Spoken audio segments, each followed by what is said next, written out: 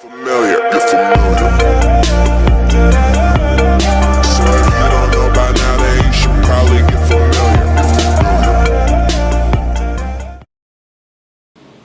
Hello students, welcome back to my video part 8. Okay, now in this video it is just continuation of part 7 where I have discussed the experimental arrangement of Michelson-Morley experiment, right?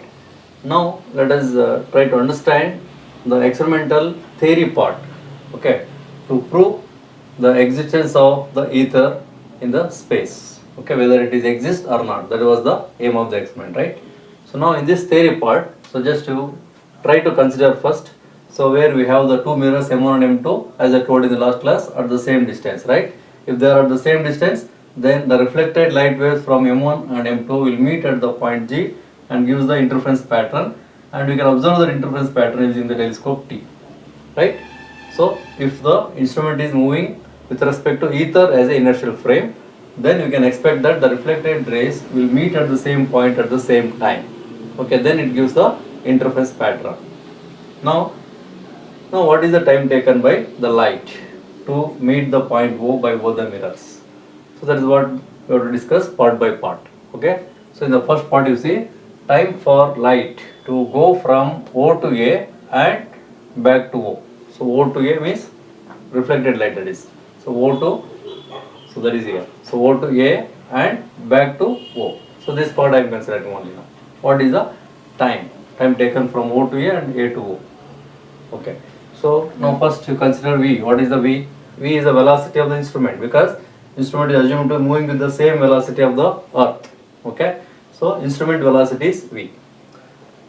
And the ether velocity, what is the ether velocity? If the instrument is moving from left to right like this, okay, then it is ether is considered in the space, you know. Ether is moving in the against direction, opposite direction to the instrument. So with the same velocity but in opposite direction. So we can consider now, if V is the velocity of the instrument, the ether velocity is also V. Ether velocity is also V but in opposite direction. Okay, then you know that C is considered as velocity of light. So if C is the velocity of light, then what is the time taken by light to go from O to A? So you can consider now time taken by the light to go from point O to the mirror M1. So we can consider that velocity of the light to travel from O to A is equal to D by C minus V, because the distance from O to A is assumed as D. Okay, so to divide by the velocity, but the velocity of the light is C here, you have to subtract the velocity of the instrument here, because it is moving in the same direction now. The light is moving in the same direction of the instrument. So you have to subtract the C minus V is the subtraction in the velocity of light.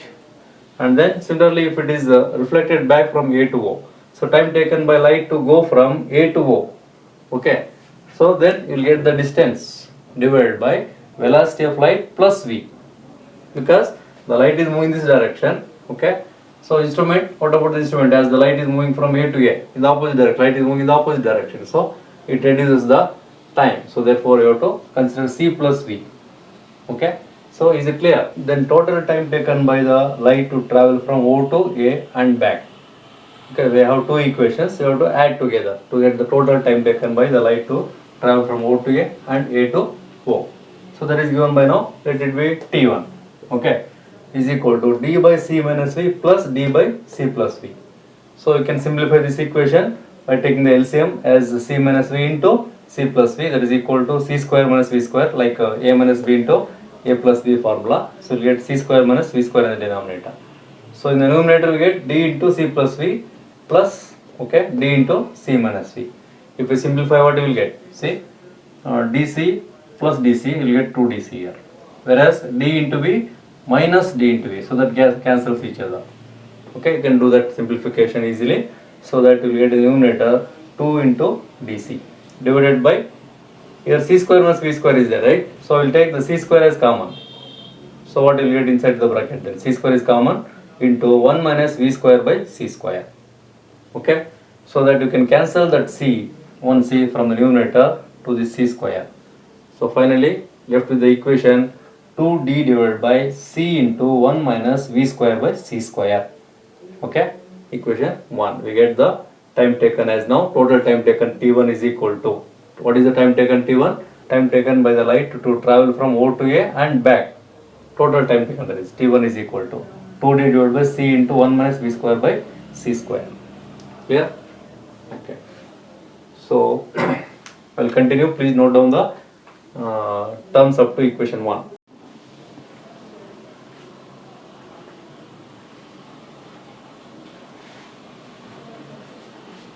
Okay.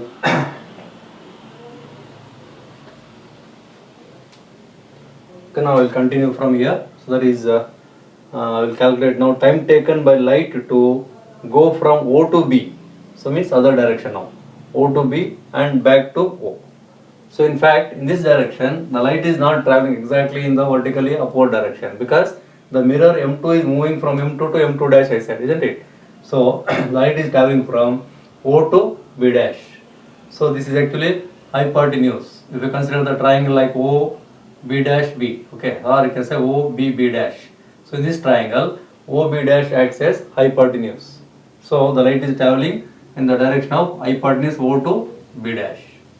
So we calculate the time taken by light to go from O to B and back to O as traveling from O to B dash itself. So let us consider the time as T dash now, be the time in which mirror M2 moves to M2 dash with the velocity V. So this is actually the time taken by the mirror moving from M2 to M2 dash. So this is taken as T dash. So what is the distance moving from M2 to M2 dash then? So distance is equal to V into T dash, because moving with the velocity V, you know.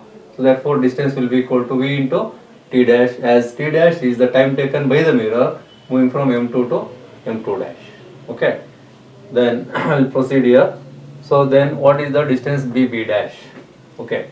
As I said, it is equal to BB dash is equal to VT dash. You can see that in the diagram. And what about the hypotenuse OB dash? Because the light is traveling here with velocity c, so therefore distance OB dash is equal to c into T dash. So I'm writing the same thing here. Okay, OB dash is equal to c T dash here. Clear? Now consider the right angle triangle OBB dash. In that right angle triangle, so we have like Pythagoras theorem, like OB dash square is equal to OB square plus BB dash square. Correct? Okay. So that means OB dash square is equal to what? That is C square into T dash square, because that is the distance here, O to B dash. C square T dash square. Okay. And then OB square is there. Okay. OB is nothing but what here? OB, that is equal to D. So the D square should be there. So this one. Sorry. So this is this OB square is equal to D square. And then BB dash. So mirror movement, that is B to B dash is equal to what? V square into T dash square. So V square into T dash square. So it is written here. Anyway, it is addition. You can just interchange it like this. And then, so just rearrange the equation. What is that? So after rearranging the equation, you will get T dash square as common. So therefore, T dash square into C square minus V square inside the bracket. Is it clear? So T dash square is equal into C square minus V square, and that is equal to D square. So finally, T dash is equal to, we can have D divided by square root of C square minus V square. So why it is square root? Because T dash square was there, so I will take only T dash here. So taking square and square root on both sides, so D square will become D, and here it is square root of C square minus V square. So write down up to equation 2. Okay. Then I will continue here. You see. Hence the time taken by the reflected wave to travel the distance OB dash plus B dash O dash. That means here from O to B dash and back from B dash to O dash. It is received here. Light is received back here. So that distance is B dash O dash. So that is the total time taken by the reflected travel. Okay, for upward journey and downward journey, total time taken. So that must be equal to now T2. Let it be T2. So is equal to 2 times of T dash. So moving upward T dash, coming downwards also time T dash. Therefore 2 times of T dash. T dash equation already derived in equation 2 as D into square root of C square minus V square. Okay, I will substitute here now. Clear? So we get 2D by square root of C square minus V square. So in the required form, I will take the c square outside the square root. Once you take the c square outside the square root, it will become c. Okay. Here if you take c square as common, you will get v square by c square only. Now look at here, the difference in the time. So what is the time difference? So which would be 0 of course for a stationary observer. No? If you consider a stationary observer and moving observer, with respect to stationary observer there may be no difference in the time. Okay, it may be 0. But now we have calculated T1, T2 separately as the light traveling from O to A and O to B separately. So that time difference we see now. With respect to these equations, 2 and 3. So we have the time difference as delta T is equal to T1 minus T2. Okay.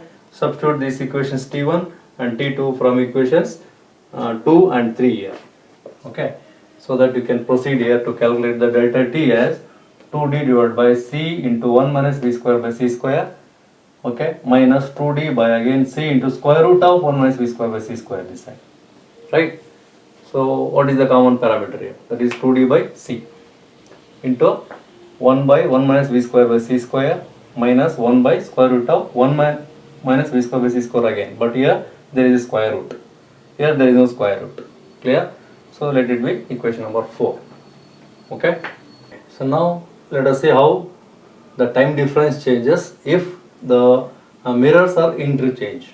That means if it is rotated through 90 degree. Okay. So I'll write here, suppose the interference is now turned through 90 degree. The directions of the V remains same because it always move in the direction of the earth. Okay, so motion of the earth only. So direction of V remains same. So it is unchanged, but the paths OA and OB. So OA and OB are interchanged here now, right? So they are interchanged. So now consider the time taken as T1 dash and T2 dash. T1, T2 is already calculated. Now after interchanging, you take the time difference.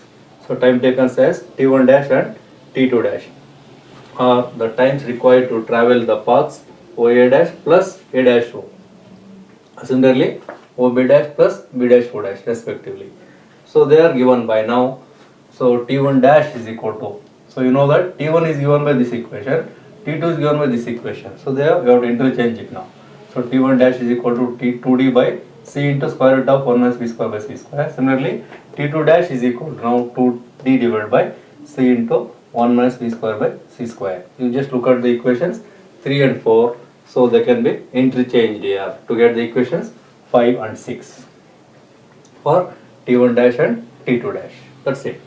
After interchanging the mirrors here by rotating the instrument through 90 degree. Now what is the time difference now in this case? In this case the time difference is given by delta T dash is equal to T1 dash minus T2 dash. Okay. Again we have 2D by C common term. So left with inside the bracket 1 minus square root of 1 minus V square by C square and 1 minus V square by C square. Okay. So that is the equation 7 for you. Okay. So we have delta T as the time difference when the mirrors are in this position A and B. When it is rotated and interchanged, the time difference is equal to delta T dash. Okay. Then what is the further time difference that you have to calculate, between delta T and delta T dash. The difference between delta T and delta T dash. That time difference you have to see. Clear? So now down up to equation 7, then I will proceed. So let us calculate that time difference on rotation. Okay. So the rotation changes the time difference as now delta T minus delta T dash. We have the equation for delta T, substitute it here, and we have the equation for delta T dash also, substitute and take the common term 2D by C. Okay.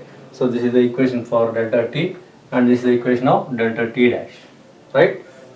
Just you look at the equations of delta T and delta T dash. Substitute and take the common 2D by C here. So left with only, so that is here these are the two terms, we have 2 times here. So 2 divided by 1 minus V square by C square, and similarly we have the square root terms also 2 times with negative sign. So we get minus 2 divided by square root of 1 minus V square by C square. Okay. So look at the simplification carefully, we get this equation. Okay. Now proceed here. So again 2 is common, I will take the 2 common as outside, so that 2D becomes 4D by C now. Okay, here it is 4D by C. So left with 1 by 1 minus v square by c square, right? So I will take it in the numerator as 1 minus v square by c square to the power of minus 1, because it is in the denominator, right? I can write it as to the power of minus 1. And similarly, here we have 1 by square root of 1 minus v square by c square. So if we take it in the numerator, right, can write it like 1 minus v square by c square to the power of minus 1 by 2, because it is square root, in the denominator, so minus 1 by 2. Okay, so it is easy for you to simplify further if you write like this. Okay, so 4d by c as it is. Here you apply the binomial theorem, so that you can have minus 1 to the second term. So left with minus into minus plus, so 1 plus v square by c square. Only up to first term we can write, or first order we can write here. And then here also minus 1, and this is again minus into minus plus, of course. But if we substitute this numerator as binomial first term, so again it becomes minus here. So v square by 2c square. Okay, so by applying that theorem, so we can have the simplification like this now. 1 plus v square by c square minus 1 minus v square by 2c square. So what you can cancel here? See, 1 can be cancelled, correct? And left with v square by c square is common, 1 minus half. Again it is half only. So that we will get v square by 2c square, correct? So then then 2 and 2, 1, 2 2 you can cancel like 4. So left with 2d v square divided by c into c square as c cube. So 2d v square by c cube is the equation 8 for you for this time difference delta t and delta t dash. Okay, so this time difference is very helpful for you to calculate the actual path difference further. Okay, here I am calculating the effective path difference between the two partial beams, okay, given by both the sides O to A and O to B. So that path difference partial beams is given by delta x, let us say it is equal to delta x. So we have the equation for delta t and delta t dash, right, and rotating the entire interferometer. So you take the difference, time difference, multiplied by c. Okay, so time into velocity gives the path difference. So that is equal to c into, so delta t minus delta t dash is there already in equation 8. Substitute that now, 2d v square by c cube. So that you can cancel one c again. Left with 2d v square by c square, right? So that is the path difference. It is expected that the path difference between the beams on rotating the interferometer should be equal to 2d v square by c square. Okay, now you know that the light beam actually is a monochromatic light. Let it be the wavelength of the monochromatic light is equal to lambda, okay, of any laser source, etc. So consider that light as wavelength as lambda. Then on rotating the apparatus through 90 degree, the path difference delta x, what you calculated here, will become will have the corresponding shift in the number of fringes. Okay, so it is expected that there should be some kind of fringe shift should happen. Okay, how many fringes should shift actually? Let it be n in general. Okay, so if path difference is equal to delta x corresponding to the wavelength lambda, then the fringe shift n is given by n is equal to delta x by lambda. Okay, so delta x is the path difference and corresponding wavelength of the light is lambda. Okay, substitute now here. So delta x is equal to, what is that, 2d v square by c square here. So divided by lambda, I will get 2d v square by lambda c square only. Okay, just will add lambda here, that's it. Okay, then so we know that v by c, the ratio of velocity of earth and velocity of light. So if you take the ratio, you will get approximately 10 to the power of minus 4 only. Okay, so take that value of v square by c square as 10 to the power of minus 4 whole square here, and 2 into 11, what is that 11? So d is the distance, that is equal to how much? 11 meter normally. The mirror distance from the G, the glass plate G, so that you can substitute now d is equal to 11 meter. And then lambda is the wavelength of the light, I said, that is normally 5890 10 to the power minus 10 meter. Okay, so by substituting the constant values, so the fringe shift is expected, n is equal to how much? 0.37. Okay, now what we got here is 0.37 as the fringe shift, right?